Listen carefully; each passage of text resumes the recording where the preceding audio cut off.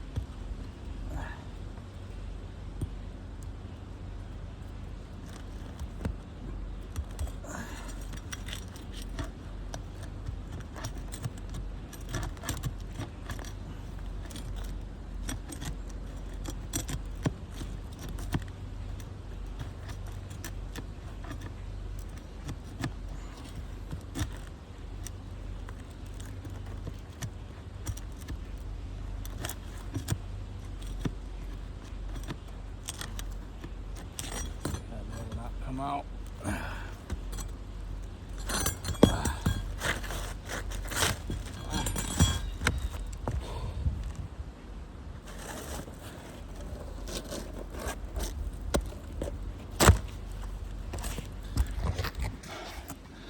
All right, as you can see, there's mat transfer, the seal pulled up. You can see all the material. So every repair that is made will have to get replaced and so on and so forth, because all of the mat is getting transferred.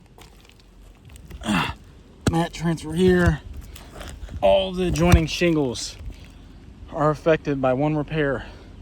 So to do all of the repairs on every single one of these damaged shingles from the tree that fell in this entire area, removing multiple sheets of OSB, running into the pipe boots, running into the vent over there, all of these are going to be affected by the unrepairable conditions of the roof to store it to pre-loss conditions.